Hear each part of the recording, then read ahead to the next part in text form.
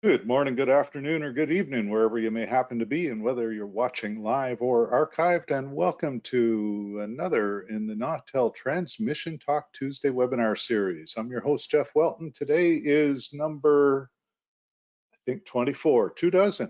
We're almost to the quarter of a century, quarter of 100. Anyway, we're going to have a lot of fun today. I've got a couple of good friends and some folks who know a whole lot more than me. You see the theme here. When I get people on here, my only requirement is you're smarter than I am, which sets the bar pretty low, but makes it easier for me. I've got two great guys with me today. I've got the Vice President of Advanced Engineering for the National Association of Broadcasters, Mr. David Layer. David, welcome, and thanks Hello, for Jeff. being Thanks here. for inviting me. And I've got my good friend Tom McGinley, who's Chief Engineer at KUFM AM or FMTV University of Montana, and Market Engineering. I knew I was going to choke on it. Market Engineering Manager for Town Square in Missoula. Tom, welcome back. Thank you very much, Jeff. It's a pleasure. And Tom, as I recall, the first time you and I met, you were out in Seattle, but you started in Montana, didn't you? So you sort of came back home. I did. It was 1965. I got into this business as a young lad at the local radio stations here in Missoula, and worked here for, I don't know, what, 15 years, and decided the only way to make any money in this business is to gravitate to a larger market. So I did that. We went to Salt Lake, we went to Washington, D.C., we went to Boston, we went to Seattle, and then we came back here. And that was, I guess, almost 45 years later. So that's the tale of woe for me. And I won't bother telling you, well, I guess I will, that I was born in 1965, but sorry, ouch, I know. Whippersnapper. That's it, shots fired. Now, I'm going to hit a few housekeeping things first before we get rolling. For anybody who hasn't attended any of our webinars before, there is a little control panel, and on that little control panel, there's a place where you can type in questions. You throw in your questions and I'll either raise them up here, or because we can do it, we'll unmute your microphone and make you part of the conversation. You've also got the little hand wavy icon. If you want to skip typing the question and just have your mic unmuted, just hit the hand raise button, and when I get a moment, I'll bring you in and we'll have some fun. You guys, and I kind of picked you two because you've both been instrumental in a lot of education over the years, and that's a drum I beat pretty hard. This industry, we're really seeing a paucity, if you will, of engineering talent. So anything to bring more in. And Tom, you've been really active in the SPE, I know, over the years. I have. I originally joined back in the 70s, and unfortunately, we didn't have a chapter out here. But I re-upped when I got to Washington, D.C., and we reorganized that chapter in 1985 or 6, as I remember. And I've been a staunch supporter and a member ever since. Cool, thank you. And David, I know as you were been with NAB Pilot, VP of Advanced Engineering, or the shiny new stuff division was what I called it earlier, but you get to play with a lot of the cool tech. So I think we're going to have some fun. You know, a lot of the cool tech we see is at our shows, and unfortunately, we haven't been having so many of those lately. It's been a virtual sort of year. So, and we're going to hit a little bit about all of that. Of course, we've got I've had this same agenda slide for 24 sessions. I see no reason to change it now. We're going to talk amongst ourselves, and anybody out there who wants to be part of it, ask a question, raise your hand. One thing to note, if you are an SPE member, I'll click back to the other one because I can. This does qualify you for half a credit toward recertification under Category I of the SPE research schedule. Go to the shiny new SPE website and you can get, I think I'm not sure if there's a form for it. I built a little Excel spreadsheet, but definitely if you're an SPE member and you're certified, then this will help you out when it comes time to recertify. If you're an SPE member and you're not certified, why not? Okay, there you go. My little sales thing for the SPE right there. one other thing, so I try to keep this geared around 4 general topics, and the cool thing about this is usually for my guests, this is the first time they're seeing most of these slides too, so it's kind of a fun surprise. But so the what got you into this, Tom? There's a question I wanted to ask you, because I say I've known you for decades, it feels like, but I've never really asked what got you, where'd the radio bug bite you? How? Well, I got bit very early as a ham radio enthusiast. I was born into an all ham radio family, and my mom and dad decided to teach me the Morse code starting at age 6. So from there, I got a novice license when I was 10, as I remember, and went on to get quite active in high school and college. I got the extra class and all of that. But while I was in college, because I had the first phone ticket, the local radio stations needed a first phone, as you remember the old rules, to assign logs and be a DJ to take directional antenna readings. So that's kind of what got me started in that. I did not intend to get involved in broadcasting as a career. Originally, I was going on to the University of Montana here, and actually went all the way through and got a master's degree in political science and international relations, and I was going to try to join the Foreign Service. That didn't quite work out. Then I tried to get a job teaching political science. That didn't quite work out, so I fell back on broadcasting, and here I am 55 years later. And David, what about you? What brought you into this? So when I went to the University of Maryland and Purdue to get some electrical engineering degrees, and I went to work for a place called ComSat Labs out here in Maryland, Clarksburg, Maryland, right near where I live. And I had actually worked there as a co-op engineering intern when I was getting my bachelor's degree.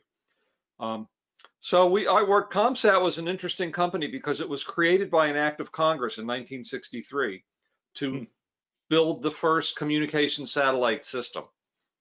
And it wasn't a government, organization. It was a private company, but their profits were regulated. And it was a great place to be because part of the rules for regulating their profits were you had to invest X amount in R&D every year. Ooh. And I worked at Labs, which was the R&D part.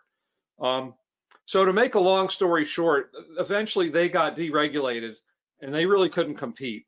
So I needed to find another job. And I actually saw an ad for an engineering position at NAB in the Washington Post. And I responded to it, and the rest is history. It was 25 years ago, and it was more challenging at first because I've never worked for a broadcaster. I've never worked in a broadcast facility. But over the years, I've met so many great people, and I've gotten out a lot, and guys like you, who have you both, who have tons of experience and love sharing it, have really helped me, do my job.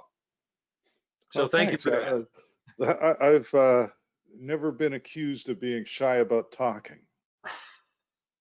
So that's kind of cool. That was interesting. And for me, it was sort of followed your path. I was doing electronics training at RCC, which is called Radio College of Canada, but it was purely an electronics course in general. And after that, I'd been working at a Radio Shack service depot back when Radio Shack actually fixed stuff. And the Nautel job came up, and I applied for it because I was working on cordless phones. Well, that's radio, right? So somehow I managed to fall into it, and here I am, stumbling around 30 years later, and get to hang out with folks like you. Now, I will add too that although we're joined virtually today, this is not the first time that we've all been in the same place, NAB notwithstanding, where there's 100,000 other people, but this is not the first time we've all been in the same place at once. And right. David, you can speak to this picture because this is in Snohomish, I believe. And this was the very last, as hopefully many of your viewers know, Jeff, NAB ran an all digital AM test project over the course of 2 years, and we went to 9 different stations. Snohomish was the last stop. And thank you. Yeah. 2 stations, KKXA and KRKO. And Tom, you came out. Did you do any test runs for us? I did. I commandeered one of the Ford SUVs with the HD radio and ran radials to the Northeast and spent all day collecting data just for you, David. And it was some of the best data we got too, Tom, by the way. So anyway, this was our test in Snohomish, the last one. It was, in some ways, it was a very interesting test. And well, Jeff, you have a good story about that trip, and my good story is my test route had me going on the ferry boat. In fact, I rode 3 ferry boats on each trip. And the first time I went, I saw the ferry, I drove to it, and I realized, oh no, I've got to go over here and get in this line. And I made a U-turn. Nobody was there. Made a U-turn, got in line. The lady at the ticket office says, were you the guy who just made the U-turn? And I said, yeah. And she goes, well, you're not allowed to do that. And she had me pull over, and she held me for one ferry left. And then she says, okay, you can go now. So I couldn't believe that. And I was like, I'm working here. We'll hit my story in a second. Jerry Olson out in the West Coast has asked which one's me, and I'm the guy down on the gravel holding a camera. Although I don't think I took this particular picture, but no, I managed out of most of the pictures. I thought I was doing so well out of all of the sites that because you and I were together at let's see, we did WDGY. We did the last 3. I was there for those ones, and I did really well at staying out of the camera for the most part. This is Greg Borgen's site out in Hudson, Wisconsin. And he's going to be your guest of yours, I think, Jeff. Is that correct? I've got Greg and Ben Downs are coming up. I think next week we're going to talk, and we're going to talk a lot more about MA3 there because Greg had his on, turned it off, and he's on MA1 again, but he's got the HD back on again.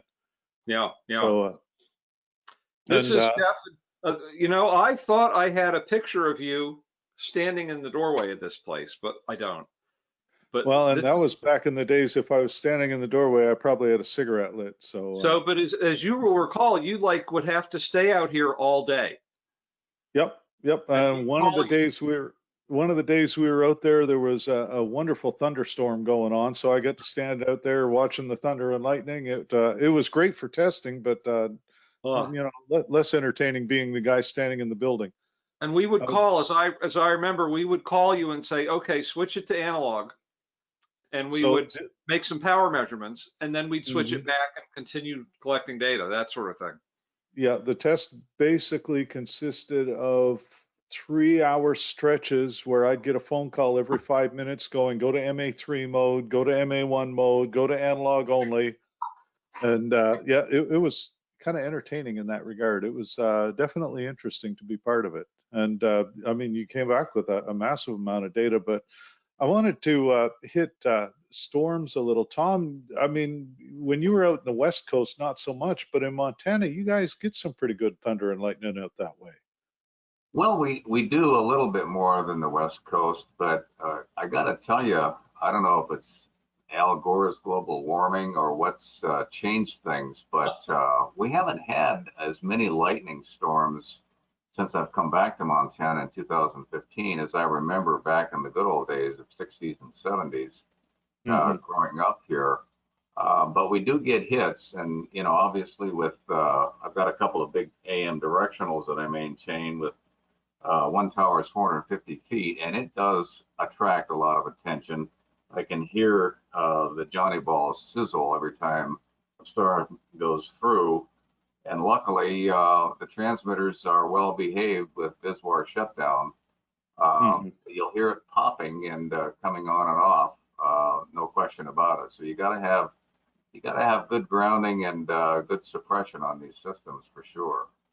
Yeah, and that's the drum I beat. Whether keep it cool, keep it clean, and keep it well grounded. I mean that applies to just about anything electronic. Let's see another. No, I'm not standing in the doorway of that one No, either. you're not. So I'm still, I have a bad memory, I guess. So I can no, still picture you standing there, but I didn't have the picture. yeah, I say back in those days too, that would have been cigarette in hand. Knock on wood, I've been cigarette free for almost 2 years now. But Wow, great. this one, we're back in Washington again. Yeah. No, is that Washington? Yes, That no, you're is. right. That's Yeah, the yeah. Snohomish site. That's the And floodplain of Snohomish with Andy Scottall's radio station. It's a wonderful facility. so that facility is one that I still use it a lot because of all the issues he had, and we'll see a picture in a bit relating to it. But I use this one as the poster child for my security presentations. Yeah. Because for the folks that are watching, you may remember a couple of years back, there was a couple of years, of goodness, it'd be about 10 years now, Yeah. or longer. But there was a big story in the press about one of the environmental groups. Somebody took a bulldozer and knocked 2 towers down on a station under construction. Well, this was the station under construction, and Right. that was Eco-terrorism. Eco-terrorism, they call that. Help to the rescue, right? Alex Brewster made a comment, and Alex, I don't know if you've got a microphone, but if you do, I've unmuted you. Can you tell us the story? Alex was on the tower crew that built this site. Hey, Jeff, can you hear me? I sure can.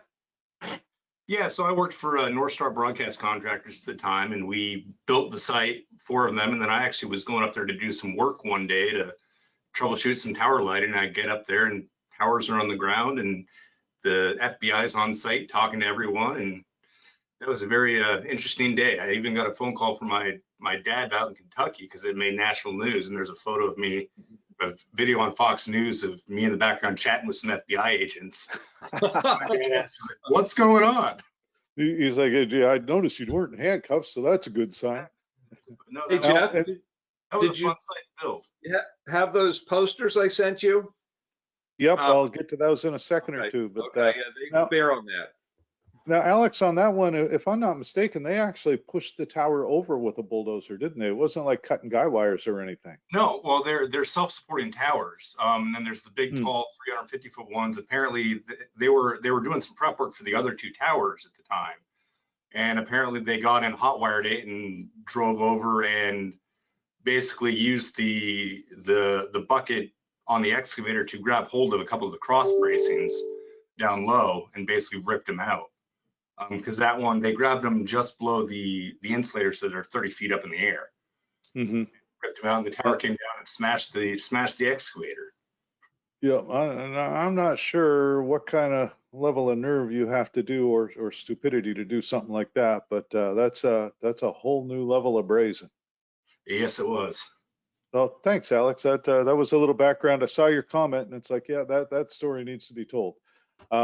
So the other story that needs to be told, and this is relevant to anybody looking at MA3. Oh, look, there's somebody who looks a lot like me on a laptop that looks very similar to the one I'm using right now. I think this may be the, I may have burned that one up since then and beyond. And there's a bunch of laptops because you guys were using monitors in the field too, weren't you? We were using, I have a 5 identical HP laptops with big medical equipment batteries, so we can run them all day. And those were, and each Tom operated one, I operated one. Whoever was in the test vehicle had one of those computers, and we had the GPS antenna, and we had Russ Munshank's famous software, and it was quite a fun project. It really was. You know, sitting here today with all digital AM authorized, clearly it was worthwhile. And we're going to talk about that in a couple of seconds too, because that is, like I say, that'll lead into what we're talking about next week, but it's kind of interesting. And Tom, I want to get your take on that too, more as just from the wealth of experience. But one other note about this, And one of the things that we made obvious in the NPRM, when the FCC issued the notice for the comment period on the proposed rulemaking, was that the thing that folks have to be aware of is that you can't turn a transmitter on in MA3 mode with a conventional power meter and then try to set that power meter to match what the analog power was. And what you're looking at is the rectifier stacking a 50,000 watt transmitter that didn't really like the amount of current we were trying to pull out of it. And David, I think you put that in there just to show that I actually do work for a living on the rare occasion. No, I still have those, the diodes, the Vern diodes sitting on my shelf, not here at home, but at my office at work. I can't believe you. So the diodes in question, you can just barely see one under my left hand there, but they're big pigtail type diodes. They probably weigh a couple of pounds each at a guess. So that was crazy. You fixed, I mean, and as I recall, you took the parts out of another transmitter to fix the one we needed to use. Yeah, we robbed Peter. Well, and the cool thing was in that site, of course, Andy had KRKO and KXKA, or KKXA. I got the call sign wrong, but he had both of them identical transmitters sitting there. So yeah, absolutely, it was easy to take them out of one and put their backup on while because we needed full power testing for this. Well, easy for you, Jeff. Yeah, it's, you know, again, if you've done it before, it's all easy. But I told that to Ed. Oh, by the way, for those also tuning in, the one person who doesn't get enough credit during these webinars is Ed Sylvester. Ed's Mr. Disembodied Voice. He sits in the background. He will be feeding me tips and tricks through chat on who needs to talk more, and when I'm drifting off topic way too far, which may or may not happen a lot. Anyway, you'll see a picture for Ed in there. We're doing a little contest always, and if you answer who the picture is, because the one thing we know for sure is it won't be Ed, then we'll send out a swag kit. We are trying to keep it limited to folks that have never won before. So by all means, if you've won before, feel free to answer. But definitely we'll try to pick somebody who hasn't won before, just to keep it fair. David, you were talking about the sign, and that's one of the signs. Yeah, and these were historic. Obviously, this wasn't going on when we were there. But Andy had those. He had another one too. He saved the signs of the protesters. Yep, and there were a lot of folks that were really worked up. And I mean, he was in a wetland, but there were a lot of studies done on the impact beforehand. So it's not like that hadn't been dealt with. Anyway, it was the free ice cream. I think it was the free ice cream that, you know, really swung the day. You know, you get me there for free ice cream. I think that's how they probably got their bulldozer operator. It'd taken more than a couple of scoops for that one. And Tom, you were living out in Seattle at the time, I recall. That this was Earth First or one of the, I forget which one it was, but yeah, what was the general take from what you were hearing? On the Andy Scottall situation, Andy might even be on the webinar. I don't know. He's one of the general managers that is really an engineer in hiding. One of the best technical-minded station owners that I've ever met. But he obviously fought the NIMBYs tooth and nail on this and spent a tremendous amount of money basically winning the case to be able to build his towers on that wetland site. And in spite of the attack by ELF that dropped 2 of those towers, he rebuilt quickly, and he's been on the air ever since with full HD. As I remember when I left Seattle in 2015, there are only a few HDAMs left. One of them was my CBS station, AM 1090, that we put on HD with an NX50 transmitter that tuned up really well and performed well. We had to make some antenna modifications on that 3-tower diplexed antenna system out on Vashon Island. But I think it's still on with HD from what I've been told. iHeartRadio ended up owning that station when CBS Radio split up. And Steve Allen is the guy that mans all those Vashon transmitter sites. Last I talked to him, we were still running HD out there, and I think Andy is too. So I'm not sure about his MA3 plans, but I would think that he's seriously contemplating it. I think he's got an FM analog translator on at least one or maybe both of them. Maybe Alex Brewster knows for sure.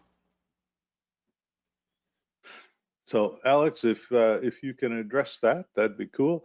That is one of the things that I run into a lot is, and this is a good time, I'll click the slide just so we're looking at something else, and so Tom can prepare his answer for the next question. But David, on the MA3, I mean, there's, and I kind of alluded to it, there is the issue that the power reading, your power meter reading is going to change. You'll have to use a thermocouple ammeter or an averaging spectral, basically an occupied bandwidth measurement. Yes, yeah. Yeah, and in fact, that was one of the issues that was debated in the proceeding that was just voted on by the commission, because and Nautel, in fact, it was really Philip Schmidt whose argument carried the day there. He explained to everybody why its average power is what you ought to be setting the power to, and that's in fact what the rules now reflect. Right. So and I mean,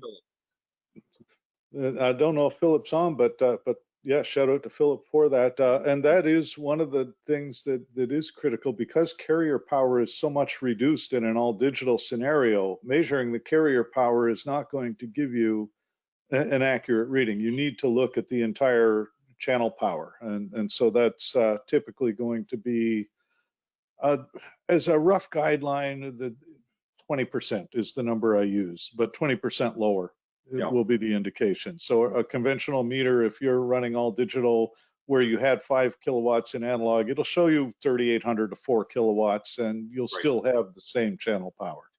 So that's just something to be aware of there. Now, Tom, we're going to delve back to say that this is one of those coming back home sort of things, because you started here and then left here and then came back here. I did. Both of these transmitter sites, the one on the left, I started out as the chief engineer. I think the year was 1968 or 9. I had been an announcer there starting in 65 at KGVO. It's the big news talker here in the Missoula market. These are now both town square stations. The one on the right is the other directional in town that is another news talker. I actually upgraded that radio station in 1984 when I was working for a different company, from a daytimer to a 3-tower AM directional full-time. But then, I left town in 1980, and I didn't come back until 2015 to supposedly retire. That didn't work out. Here I am. I'm the chief of these two stations again, and it's old home week. You can always go home is my mantra, and it's been just a ton of fun walking into these facilities, looking through the old logs from 50 years ago with my hen scratch signature on them, and bringing back some memories of the good old days of orange lights and vacuum tubes. But we've come a long way in this technology, and I have high hopes for AM all digital.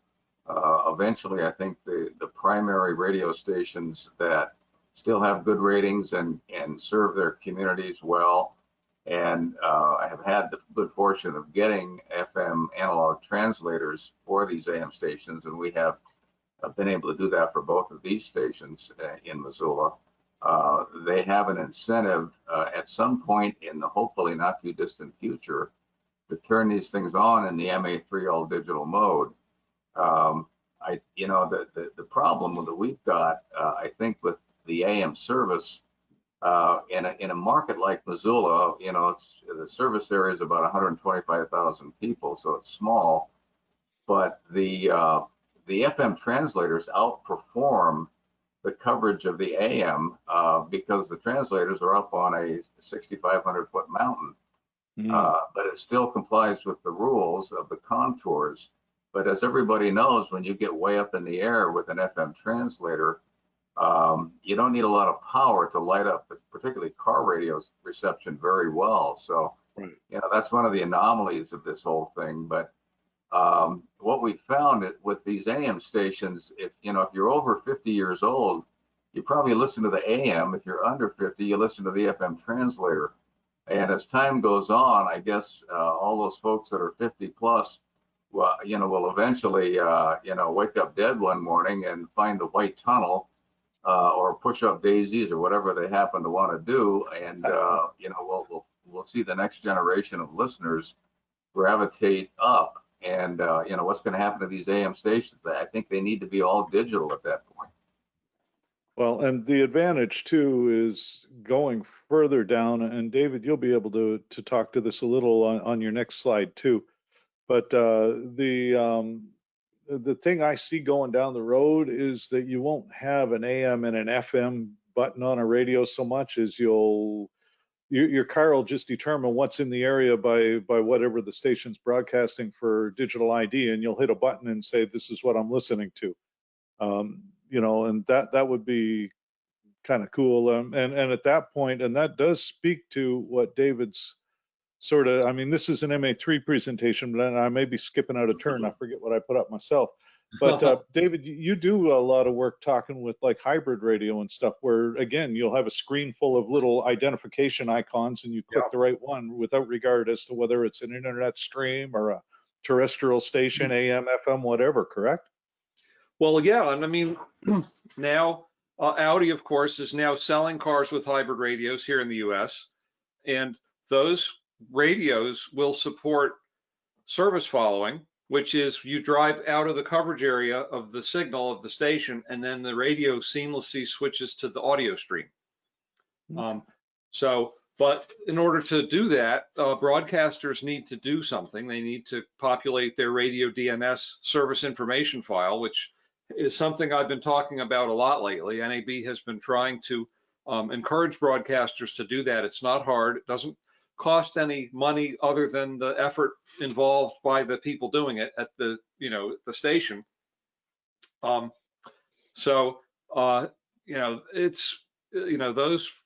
are great receivers.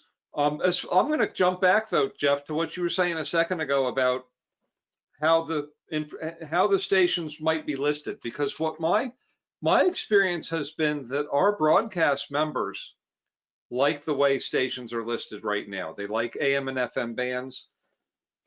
Most of them like when the multicast channels are stacked below the main channel in the list of stations. And so I don't know I think that it's going to be a while before you see the industry embrace just, it doesn't matter what band you're using. It's all thrown in the same pot. I think that I'm not sure we're quite there yet. Right.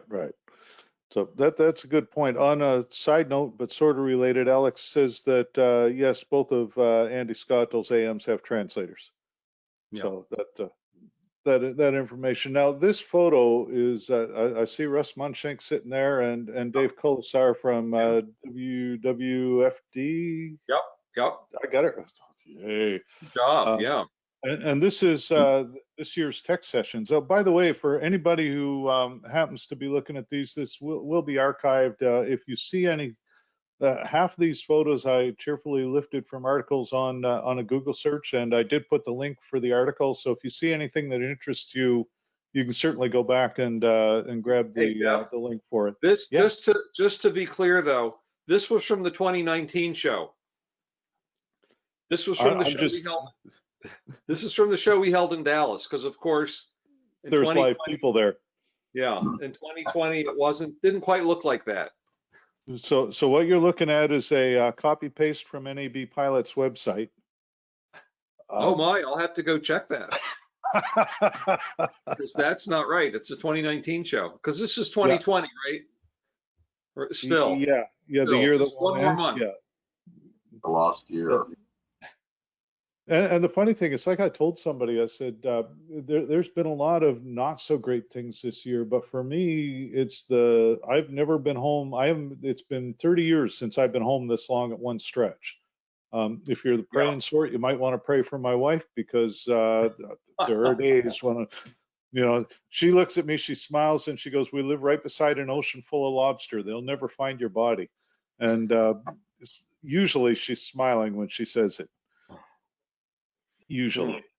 So now we've been talking a lot about like the future tech and MA3 and stuff, but I mean, there's always been folks that have taken existing technology and found creative new ways to use it.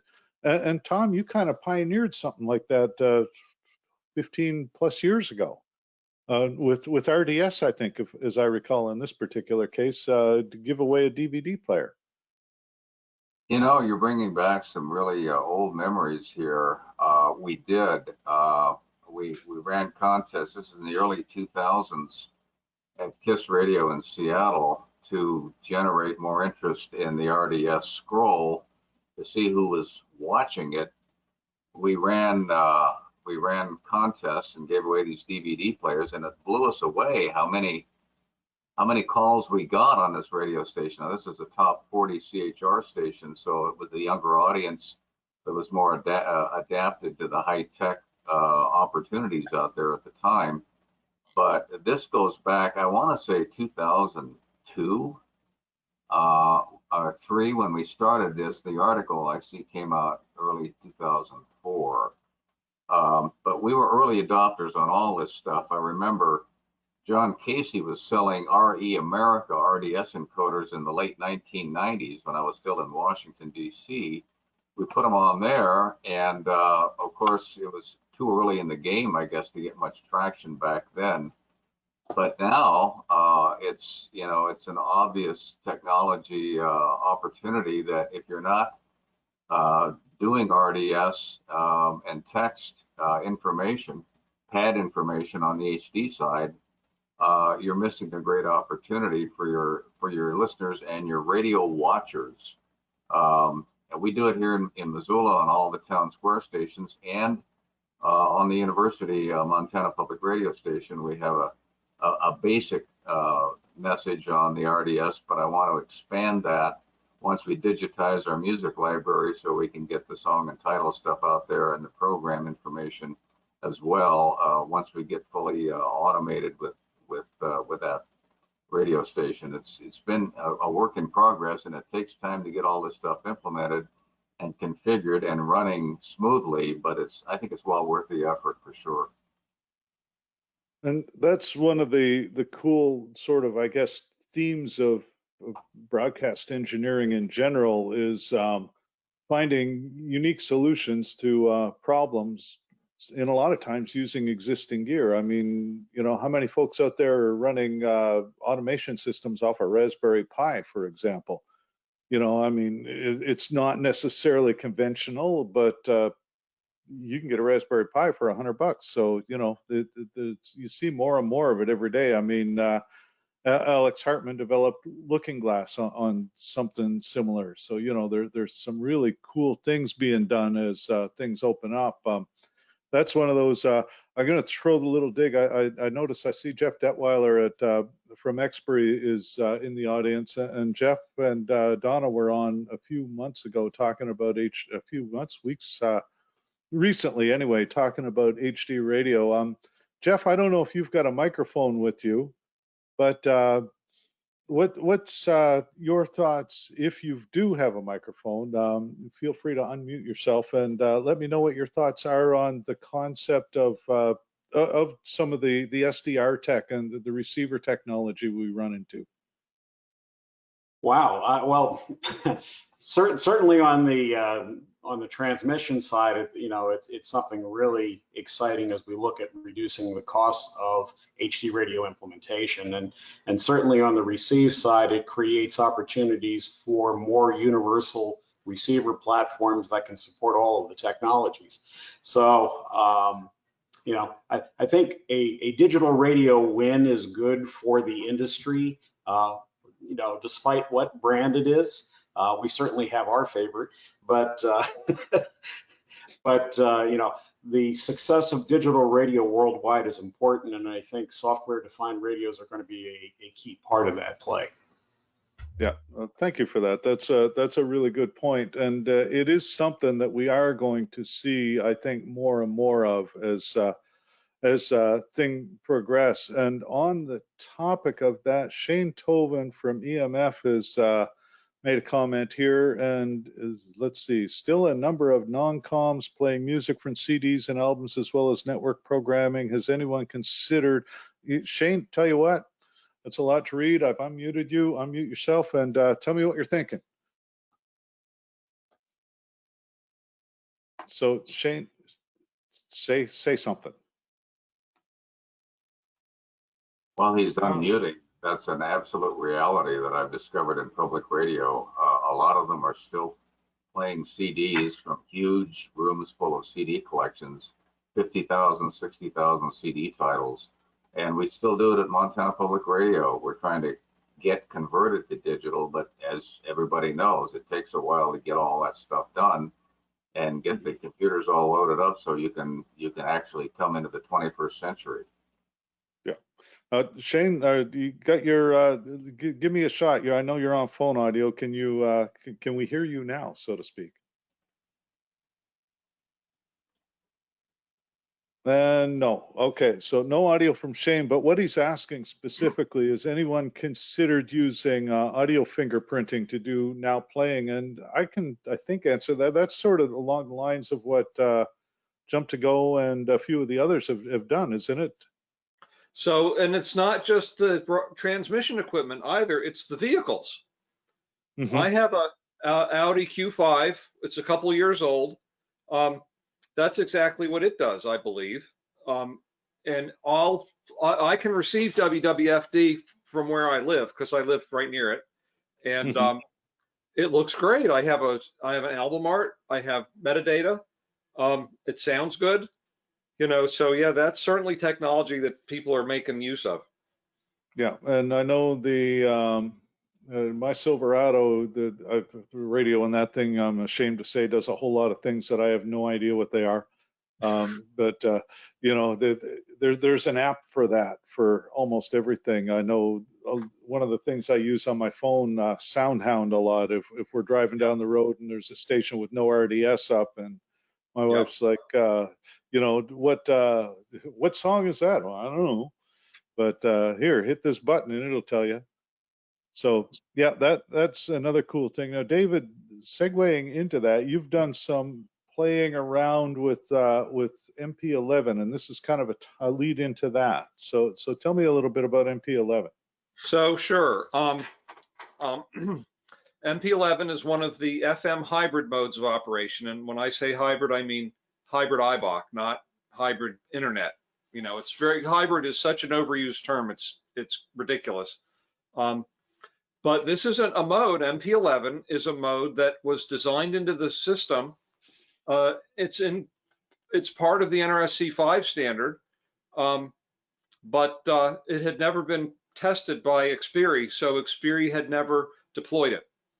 And one of the things we have at NAB to stay involved in radio technology, we have a radio technology committee, and NAB member companies assign a representative. We have about 30 companies, I guess, who are active, and we asked them what do we need here, and our committee knew about the existence of MP11 and were disappointed that they couldn't take advantage of that additional 25 kilobits that it offers.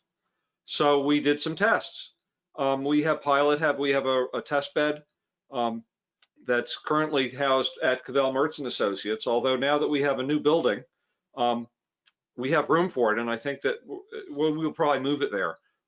And so we did a bunch of interference tests in our lab, and we demonstrated that MP11 sounded fine, and Xperi is my understanding that is currently being rolled out into receivers and to transmission equipment.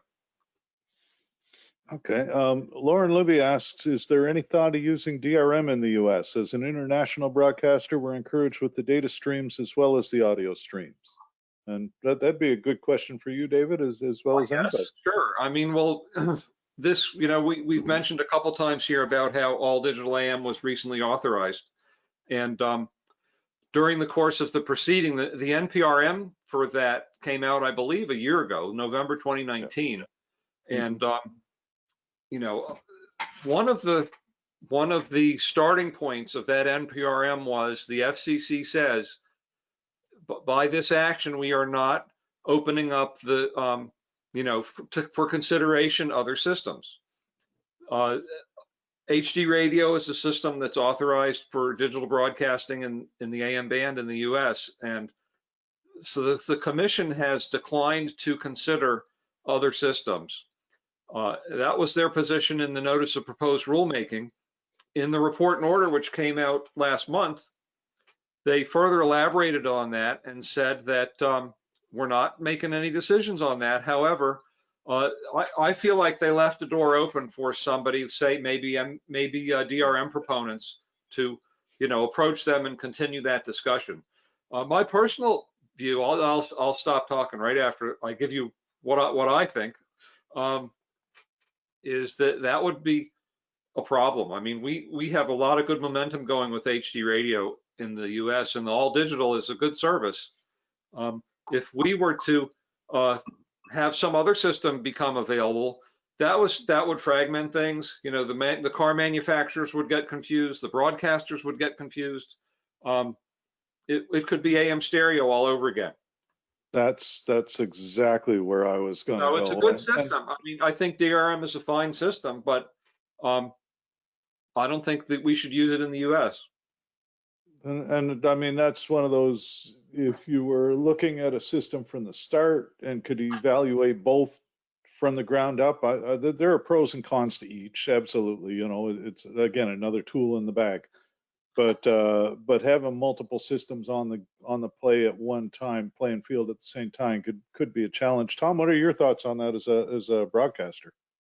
Well, I think David's absolutely right. The train has left the station, I think, on digital radio in the United States. You'd instantly obsolete the ability to pick up digital, I think, in all the radios that are installed in cars now, if you change the format, and it would just be mass chaos. And we're up to about 25% now, is the number you hear from Xperi. 25% of vehicles on the road have HD radio receivers in them, and that's starting to be a meaningful number, I think. And in some markets, it's higher. Yeah. Oh no, it can get up as high. I mean, New York City, I think the last data I got from Jeff and Donna was up into the 30s. So yeah, it's a significant number. And I mean, talking about the MP11 mode, this was some work you guys did on signal to noise. Basically, you were looking at bit error rates and MER, if I recall. Holy cow, that's a pretty dense graph there you got there, Jeff. I like lots of colors. I'm looking at, well, I'm assuming you want me to say a few words about this. We tested 6 receivers, and what we were looking for was, because with MP11, those digital sidebands are encroaching on the analog. They're getting a little bit closer. And what we were doing was we were listening to see if it impacted the audio signal to noise ratio in the analog channel. And what we discovered here was that it may a little bit, but it's not objectionable. And it depends on the receiver. Some receivers, in fact, it's counterintuitive. If you look at the data there, receiver number 2 actually had the highest signal to noise ratio when MP11 was present. So don't know what's going on there, but it's entirely possible that there's some algorithm, in the receiver which is looking at out of band noise or something like that, and it threw a switch and it improved. Just like white mono, right? Mono is always this better signal to noise ratio than stereo. Yeah, and I mean the short take on it is that, with the exception of receiver number 2, although there is a difference, it's not a huge difference. Right. And I mean, this is one of those cases where this is self-interference. This is the interference of the MP11 sidebands on the host analog. So Right. this is something a broadcaster can decide. What am I willing to, increase my or reduce my signal to noise ratio a little bit to get 25 kilobits? And maybe some broadcasters will say yes, and some will say no. Right. And I mean, I've had a couple of requests on it already for people to run pilot on it because they've got, in their particular situation, they've got content to run an HD5, and you're Yeah. not doing that without MP11. Right. Now, the thing to keep in mind, of course, is that this is those 70 million receivers that are out in the marketplace right now don't get MP11. Right. So But no, they don't hurt. It doesn't hurt those receivers. But this is why our committee this was our like highest priority when we made a list of all the different things that we thought we should be working on. This was on top because it needs to get out there yesterday. yeah. And Marco Arudi makes the comment, and Marco's a Western Canadian engineer, says that his 2014 VW does not have HD, but his 2014 Toyota Tacoma does. And I know my 2018 Silverado does, and my nearest station is 200 miles away in Bangor, Maine, in a whole nother country. So it's definitely, the receivers are getting out there more and more. And I Yeah. mean, I think the last expiry data I saw said something like 52% of the vehicles built last year had HD in them out of the factory. Yeah. So I see Shane's logged out and come back. We're going to double check and see if Shane, can we hear you now? Can you hear me now? Oh, there we go. Now that's a whole lot better. You had a comment about just about the splitting up of different systems. Again, talking IBOC versus DRM, so to speak. Yeah, this is a great conversation. I actually had a couple of comments on these most recent points here. So as far as receivers go, it's totally a chicken and egg situation where, I mean, receiver manufacturers and just consumer electronics in general, and David, you know this, consumer electronics manufacturers are kind of a fickle bunch when it comes to adopting newly proposed technologies. It takes a very strong case to convince them to deploy something new. And I just don't see them even thinking about yet another mode. I mean, even with SDR, still that means it's another firmware branch that they would have to maintain, and another rollout that they would have to do. And so that's definitely fighting an uphill battle, in my opinion, as far as other modulation modes. I believe that despite that, Shane, I think it is proceeding. And that's true. Yeah, I mean. Like I said, with SDR, it makes it easier, but yeah, there's still an attitude among consumer electronic manufacturers, I suspect, that they want to put in their equipment what the consumers are actually going to use. So the advantage to an SDR type platform, and I mean, my truck has done this. It'll when I pull in the yard, because it sees the Wi-Fi in the house, which it's permissioned for, and it'll download updates while it's parked in the driveway. Yep, that is true. So going forward, the vehicles could be updating the radio and adding features or formats or modes of operation pretty much automatically. That's true. That's true. And I think we're going to see more and more of that in the vehicles. David, you mentioned the hybrid radio with radio DNS and so on, and that's something I see that's actually kind of exciting. The possibility of combining the streams with the over-the-air broadcasts. And I'm going to do a shout out to Shane and EMF too, because they have really been doing their part to get their station's information into into radio DNS. Excuse me. Yep. And that's great. And we're just trying. I wish all the other broadcasters were as diligent about this as EMF has been. And it really isn't all that arduous, to be honest with you. It's not that difficult a process. We have an internal station database that we're working to basically use to generate that SI file already. But there are third-party providers you can use as well that make the process fairly simple. Yep. Very cool. Well, thank you for that, Shane. I appreciate the input. That's useful. Do you want to step back to the comment you'd made about the tagging the CDs for a second? Because that was the one where we tried to unmute you last time. Sure.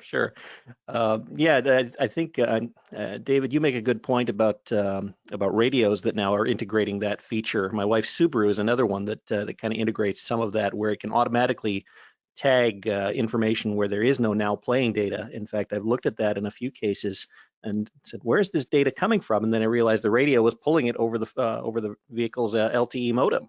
Okay, that's kind of cool. But having come from a community broadcaster background where we did play a lot of CDs and a lot of albums and so on, that was always a big challenge, was how do you get that information out to the listeners? And I don't know if Dan Haug from KAXE is on the webinar or not, but one solution was actually pulling the table of contents from the CD and doing a lookup. But even that got kind of unwieldy and unsupportable as CD databases kind of shifted a little bit. Yeah, I haven't seen a product that actually will, and there are a number of tagging or audio watermarking and identification solutions out there, but I haven't seen one applied to this particular application yet, where it'll, in the broadcaster chain, it'll listen and it'll spit out a list of things that have been played on the air, basically. I had a car once with an app, and I want to say it was called Songify. It's sort of like Spotify, but different. And I could be wrong about that because I'm just guessing, but that's almost exactly what it did. Was it basically used a version like SoundHound to listen to the music, analyze it, and tell you what you were listening to. So yeah, that's a cool thing that if David's taking notes on ideas for future suggestions, then that can go on your list. I'm gonna jump over to Tom for a second, because this is from a fairly recent article where you were talking to Radio World about broadcasting in a pandemic, and this year has definitely been the year where we've seen a lot of folks shift how they do stuff, as you can witness me sitting in my home office in the dungeon at Casa de Welton. So what are the sort of things that you're seeing change, Tom, as far as how we do this stuff? Well, the big deal, I think, is to enable talent and, of course, staff to be able to do their jobs remotely from home via the internet connection.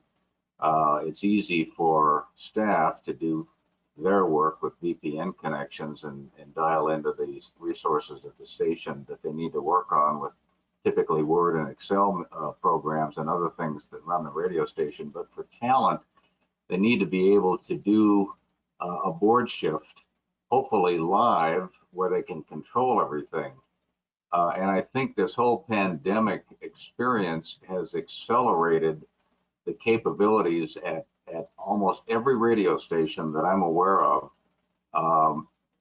into the ability to do these things a lot more efficiently. And some stations have really ramped it up with the use of, Comrex and tie-line gear and whatever's out there to make the IP connection in real time work for them, to be able to do radio from remote locations, full performance radio, not just voice tracks that are dubbed in and played later and that sort of thing, but the real deal is if they were in the studios. And I think that's the silver lining acceleration that this pandemic has brought forward. And in the disaster recovery plans, those have benefited greatly too, because now if you lose a radio station because of flood or fire or vandalism or terrorism or whatever the case might be, you can go somewhere else and stay on the air and do radio. So that's pretty much, I think, where we're at. And I think it's leveled out. Most of the stations that I'm aware of are still battling from the trenches with a lot of the staff at home now that COVID has gone into its second phase of ramp up in more cases.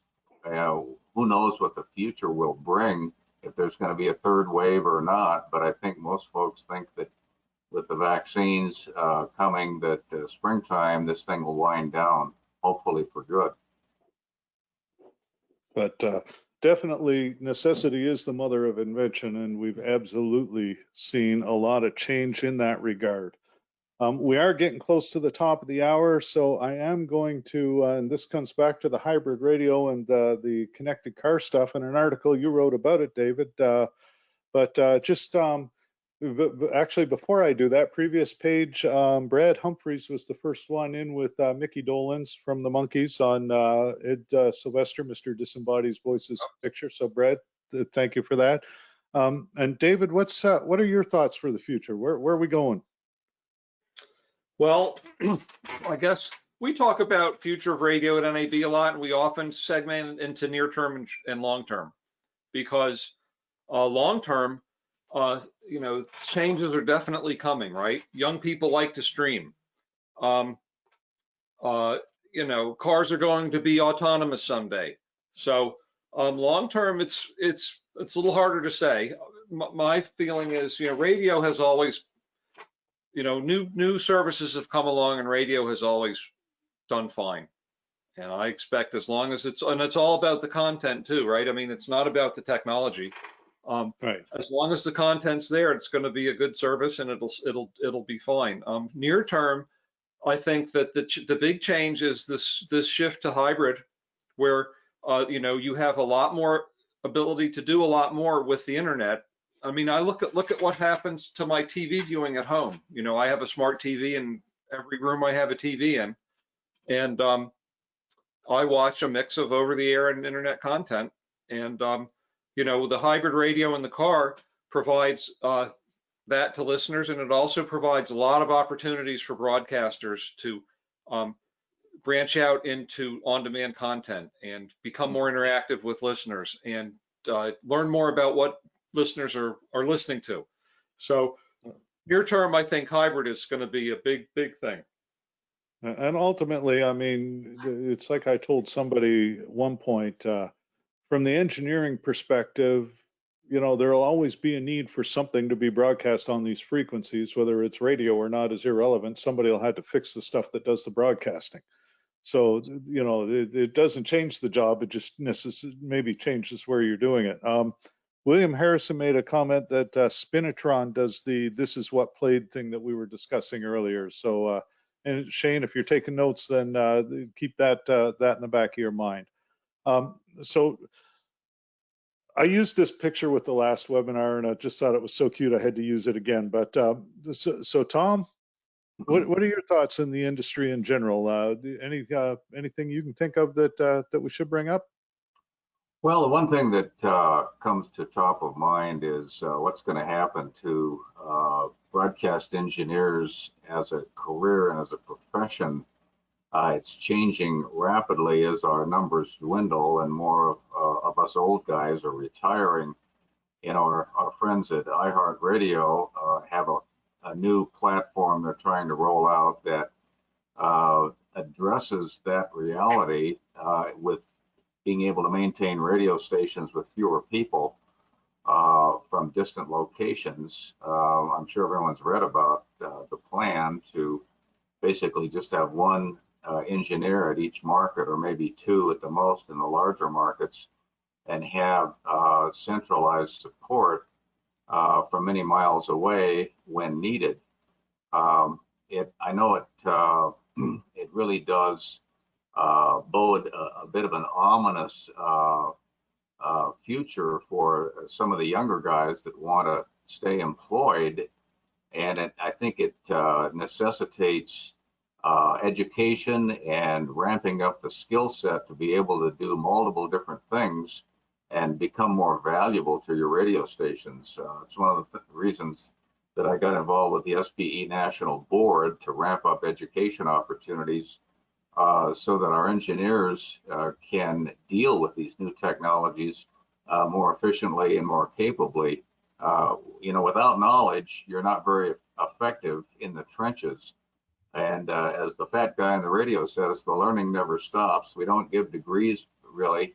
We give certifications at the SBE, but you got to stay updated. And hopefully everyone's getting that message and will do their best to stay updated and stay employed.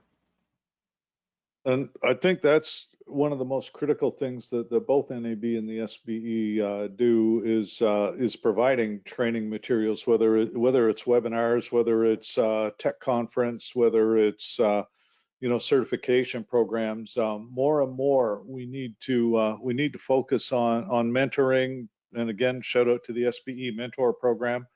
But just helping folks out and helping each other. And that's one of the cool things I think that's always been excellent about radio. I'll tell you a quick story. Many years ago, when I was wearing the support hat, I got a call from a guy who had taken a catastrophic strike, blew out just about everything in his transmitter site, including all 8 power modules in his 10 kilowatt AM. And I got into our database, gave him a list of everybody who had that same model transmitter within his particular, well, he was in Hawaii, so it was pretty much limited to his island and the next one. And he sent me a letter about a month later to say that he'd managed to borrow, basically out of the 8 stations in his area, each of them lent him 1 module. And so everybody ran on 7 modules until he was able to get rebuilt. David's got to head out, I see. So David, I want to thank you very much for joining us. This session will be archived. You can find all this on our website under the archive link.